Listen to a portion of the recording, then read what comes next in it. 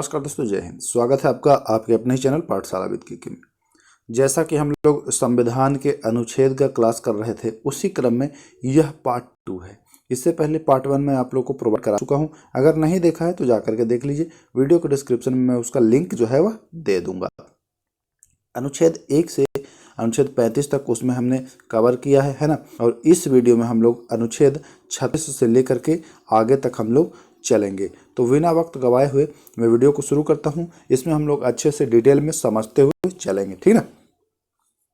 चलते हैं दोस्तों। पहले तो हम बात कर लें कि भाग 4, इसमें भाग 4 पढ़ेंगे। तो भाग 4 में है क्या? तो भाग 4 में आपको राज्य के नीति निर्देशक तत्वों के बारे में जानना है, जो कि आप अनुच्छेद 36 से 51 तक पढ़ेंगे, है ना। तो सबसे पहले हम लोग पढ़ लेते हैं अनुच्छेद 36। अनुच्छेद 36 में है क्या? क्वेश्चन आता है एग्जाम में, अनुच्छेद 36 में क्या है? तो अनुच्छेद 36 में जो है वह राज्य की परिभाषा मिलेगी आपको। क्या मिलेगी? राज्य की परिभाषा। और क्या लिखा गया है ये भी जरा ध्यान दीजिएगा। इसमें लिखा गया है कि राज्य का अर्थ वही है जो अनुच्छेद 12 में वर्णित है। यानी अनुच्छेद 12 में भी राज्य की परिभाषा है और अनुच्छेद 36 में भी राज्य की परिभाषा है। तो ये चीज़ ध्यान रखिएगा। अगर पूछा जाए कि अनुच्छेद 12 के अलावा किस अनुच्छेद में राज्य की परिभाषा है, तो बताएंगे अनुच्छेद 36। अब बात करते हैं अनुच्छेद 37 की। 37 क्या कह रहा है भाई? अगर पूछे कि 37 अनुच्छेद में क्या है, तो आप बताएंगे राज्य का यह कर्तव्य होगा कि नीति निर्देशक को लागू करे। राज्य का यह कर्तव्य होगा कि नीति निर्देशक को लागू करे। यह किस अनुच्छेद में है? तो आप बताएंगे अनुच्छेद 37, है ना। या फिर घुमा के क्वेश्चन पूछे कि किस अनुच्छेद में यह वर्णित है कि राज्य सरकार नीति निर्देशक तत्व को लागू करेगी या उनका कर्तव्य होगा, तो बताएंगे अनुच्छेद 37। ध्यान रखिएगा। अनुच्छेद 38, देखिए ये पूछा गया है 38 वाला। लोक कल्याण की अभिवृद्धि के लिए सामाजिक, आर्थिक और राजनीतिक न्याय द्वारा सामाजिक व्यवस्था सुनिश्चित करना, यह किस अनुच्छेद में है? तो यह 38 अनुच्छेद में है। देखिए फिर से एक बार समझिएगा। लोक कल्याण की अभिवृद्धि के लिए सामाजिक, आर्थिक और राजनीतिक न्याय के द्वारा सामाजिक व्यवस्था को सुनिश्चित करना, यह अनुच्छेद 38 में है। ध्यान रखेंगे दोस्तों। अगर हम अनुच्छेद 39 की बात करते हैं, तो 39 में क्या है? पुरुष और स्त्रियों के लिए सामान्य कार्य के लिए सामान्य वेतन मिलेगा, है ना। सामान्य कार्य के लिए सामान्य वेतन मिलेगा। और इसी में एक चीज़ और है, बालकों को बालाश्रम से संरक्षण भी प्रदान कराने का राज्य का यह कर्तव्य होगा, है ना। राज्य का यह दायित्व होगा कि बालकों को जो है बालाश्रम से संरक्षण प्रदान कराए, है ना। तो ये दोनों जो है यह अनुच्छेद 39 में है। 39 के का की बात करें तो 39 के का में है सामान्य न्याय और निशुल्क विधिक सहायता उपलब्ध आपको राज्य कराएगी। जैसे राज्य आपको पुलिस सहायता देती है ना, या फिर विधिक सहायता देती है। जैसे आप कोई मुकदमा में हैं तो आप अगर अपना वकील नहीं कर रहे हैं तो आपको सरकारी वकील मिलेगी, विधिक सहायता एक मिलेगा, है ना। तो इस तरीके से 39 के काम में वर्णित है। 40 अनुच्छेद, देखिए 40 बहुत इंपॉर्टेंट है। ये साफ पूछता है कि ग्राम पंचायत का गठन किस अनुच्छेद में है, तो आप बता देंगे अनुच्छेद 40। ध्यान रखिएगा। अनुच्छेद 41 की बात की जाए तो इसमें देखिए क्या क्या है। काम पाने, शिक्षा पाने, बीमारी की दशा में लोक सहायता पाने का अधिकार, तो ये अनुच्छेद 41 में है। जैसे देखिए सरकार पहले चलाई थी नरेगा, फिर चलाई मनरेगा, तो वो आपको काम दी ना, काम दी, 100 दिन का काम दी, फिर 150 दिन का काम दी। तो यह अनुच्छेद 41 के तहत आपको मतलब प्रदान कराया गया, क्योंकि राज्य का एक मतलब कर्तव्य है कि आपको काम प्रदान कराए। तो अनुच्छेद 42 की बात करें तो अनुच्छेद 42 में है, देखिए प्रसूति सहायता।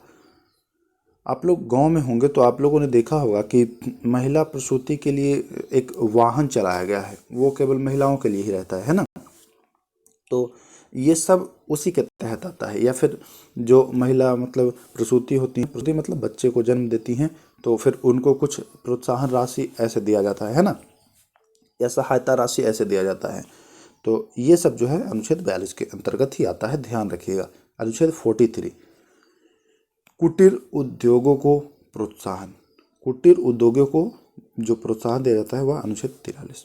अब बात करते हैं अनुच्छेद 44 में क्या है। तो भैया सामान्य सिविल संहिता है। सामान्य सिविल संहिता केवल और केवल गोवा राज्य में ही लागू है। ये पूछा जाता है कि सामान्य सिविल संहिता किस राज्य में लागू है, तो बताएंगे गोवा। अनुच्छेद 44। अब इसको याद कैसे करेंगे? देखिए 44 में दोनों 4 4 सामान्य है ना। तो याद कर लेंगे कि सामान्य है तो दोनों 4 है, 44 याद करिए।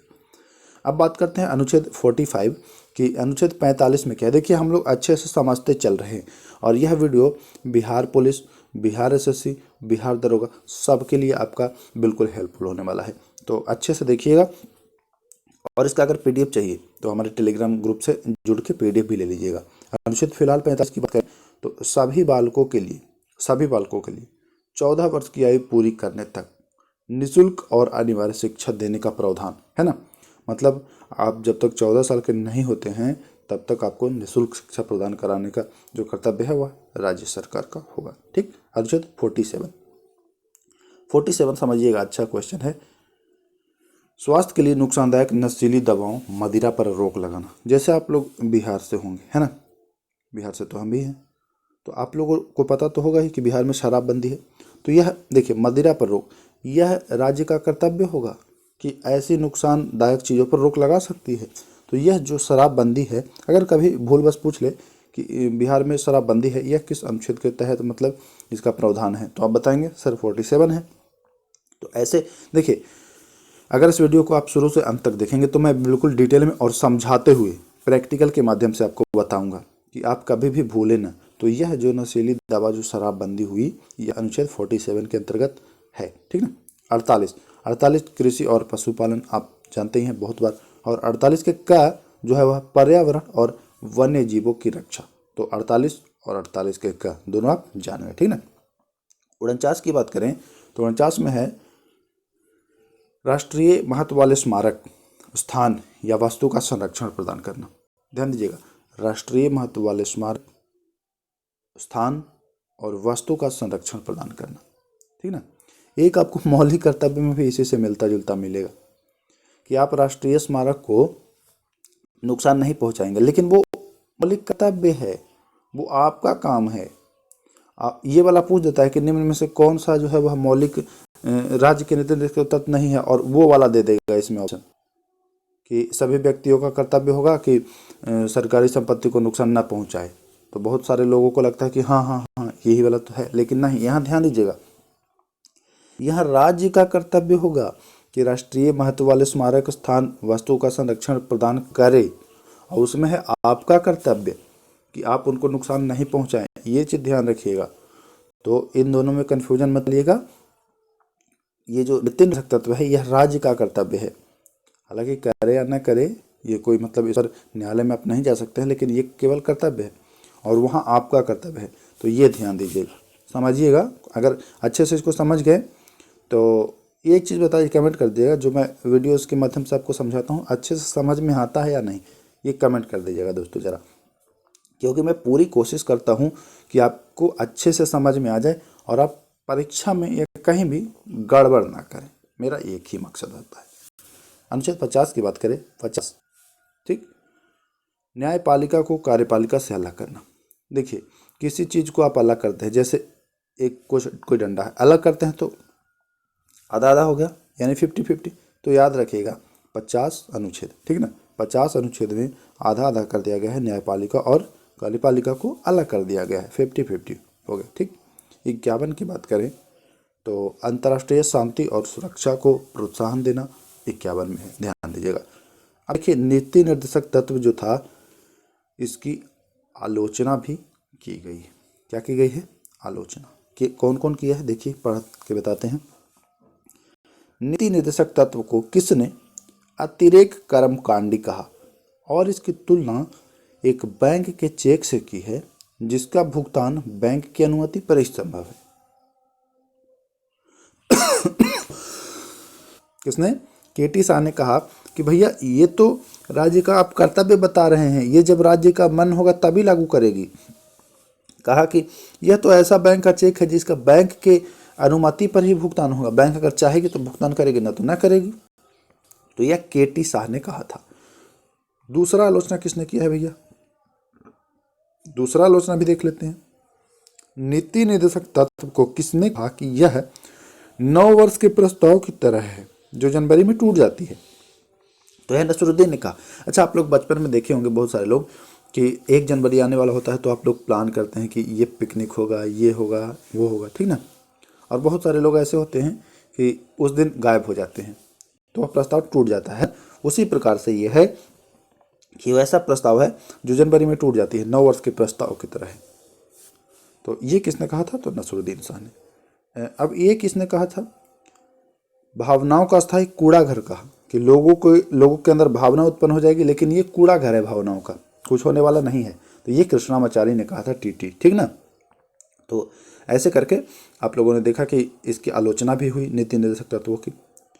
और यह जो है आयरलैंड के संविधान से लिया गया है। ये वाला बहुत बार पूछा जाता है, नीति निर्देशक तत्व भारत के संविधान में जो है वह किसके संविधान से लिया गया है? तो आयरलैंड के संविधान से। आयरलैंड इम्पोर्टेंट है, ध्यान रखिएगा दोस्तों। अब चलते हैं 4 के का। हमने भाग 4 अभी देखा, अब भाग 4 देखेंगे जिसमें मूल्य कर्तव्य भी हम लोग पढ़ेंगे।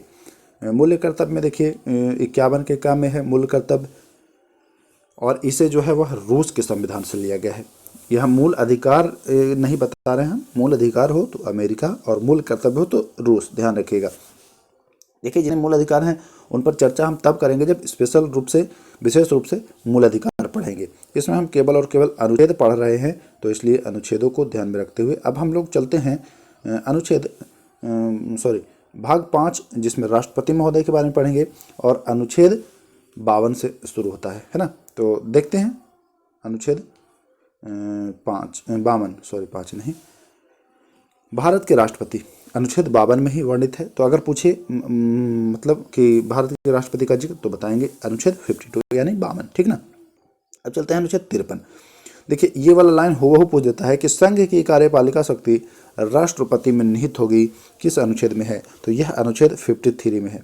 52 में राष्ट्रपति के बारे में है, और संघ की जो कार्यपालिका शक्ति होगी वह राष्ट्रपति में निहित होगी, ऐसा किस में है? तो अनुच्छेद 53 में है। अब कार्यपालिका शक्ति की बात आई है, तो संघ की कार्यपालिका में होते कौन कौन है भैया? होते कौन कौन है?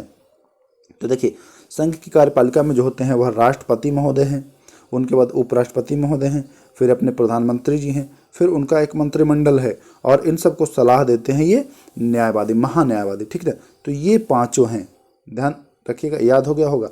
राष्ट्रपति महोदय हैं, उनके बाद उपराष्ट्रपति महोदय हैं, फिर अपने प्रधानमंत्री महोदय हैं, फिर उनके लिए एक मंत्रिमंडल है, और सलाह अगर ज़रूरत पड़ता है कानूनी सहायता के लिए तो ये महान्यायवादी हैं। तो ये 5 मिलकर के 5 लोग हैं, 1 2 3 4 5, ये 5 मिलकर के संघ की कार्यपालिका शक्ति में आते हैं, ठीक ना, ध्यान रखिएगा। पूछा जाता है कि निम्न में से कौन जो संघ की कार्यपालिका शक्ति में नहीं है। देखिए दोस्तों, मैं कोशिश कर रहा हूँ कि बहुत अच्छे से आपको समझाऊँ। अगर इस वीडियो को आप देखेंगे तो ये मान के चल रहा हूँ कि कन्फ्यूजन तो रहेगा ही नहीं, रहेगा, कभी नहीं रहेगा, अगर अच्छे से देख लिया आपने तो। और इसका PDF दे ही दूंगा, उसके बाद आप PDF से भी अध्ययन कर सकते हैं। देखिए मैं बिल्कुल सिंबल दे के डायग्राम के द्वारा आप लोग को बताने की कोशिश किया हूँ दोस्तों। तो चलते हैं 54 में, ठीक ना। अनुच्छेद 54, 4 से 54 और 4 से चुनाव, ध्यान रखिएगा, याद भी हो जाएगा आपको। 4 से 54 और 4 से चुनाव, तो राष्ट्रपति का चुनाव जो है वह 54 में है। अब देखते हैं अनुच्छेद 55 में इनके चुनाव का तरीका, भैया कैसे चुना जाएगा, ठीक ना। 54 में चुनाव, 55 में तरीका। चुनाव में क्या है? राष्ट्रपति का जो चुनाव होता है वह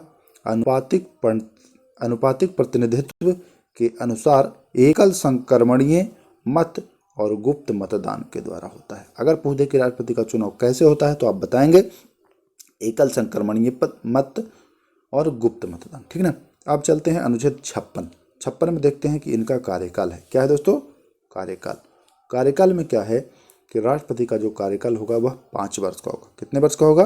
5 वर्ष का। तो ये चीज़ ध्यान रखिएगा। 57 की बात करते हैं, तो 57 में है कि राष्ट्रपति महोदय जो है वह कितनी बार भी चुने जा सकते हैं, इसका मतलब रोक नहीं है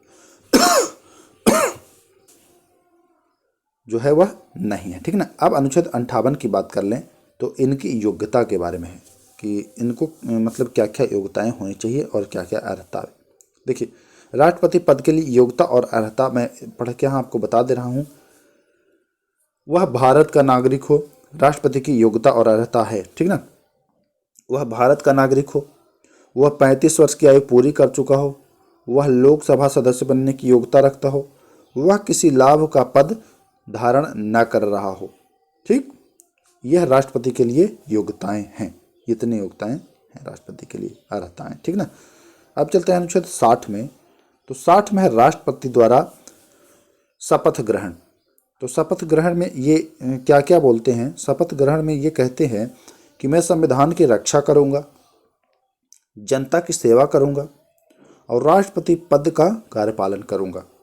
तो इनके शपथ में है, किस बात की शपथ लेते हैं अगर पूछे तो बताइएगा? संविधान की रक्षा करने का, जनता की सेवा करने का और ये जो राष्ट्रपति का पद है इसका कार्यपालन करने का, इस बात की ये शपथ लेते हैं। अब हम लोग चलते हैं अनुच्छेद 61 यानी अनुच्छेद 61।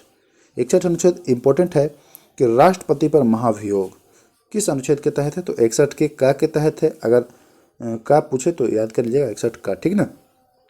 अनुच्छेद 62 की ओर चलते हैं। तो अनुच्छेद 62 में है कि राष्ट्रपति पद की रिक्ति पूर्ति के लिए चुनाव करने का समय। जैसे आपने देखा होगा या सुना होगा, देखा तो नहीं होगा, सुना होगा कि राष्ट्रपति का पद जब रिक्त होता है तो ऐसा बोला जाता है कि 6 महीने के भीतर उनका पद भरना चाहिए हर हाल में। तो इस बात का जिक्र जो है वह अनुच्छेद 62 में है। और अगले वीडियो में हम लोग अनुच्छेद 63 से चर्चा करेंगे, उपराष्ट्रपति से चर्चा करेंगे और आगे तक चलेंगे। तो एक बार आप लोग कमेंट कर देना बच्चों कि ये वीडियो आपको कैसा लगा, आपको इससे मदद मिली कि नहीं मिली, याद करने में आसानी हुई कि नहीं हुई, और अगर हुई है तो ईमानदारी पूर्वक अगर इच्छा करे, मन करे तो शेयर करना आप दोस्तों बीच, और अगर ना करे मन तो कोई बात नहीं, आप वीडियो देखें, आप लाभ उठाएं। मेरा यही मकसद होता है कि आप ज़्यादा से ज़्यादा लाभ उठाएं। Bihar sub inspector, Bihar police और बिहार एसएससी किसी भी एग्जाम में आप बैठ रहे हों, तीनों में लगभग 12-15 क्वेश्चन पूछा जाता है। ठीक ना। किसी भी एग्जाम में बैठ रहे हो आप तो यहाँ से क्वेश्चंस तो आने ही आने हैं। मैं लिख के दे देता हूँ गारंटी के साथ, आने ही आने हैं। तो इसको अच्छे से देखिएगा। हाँ, इसका PDF चाहिए टेलीग्राम से ले लीजिए।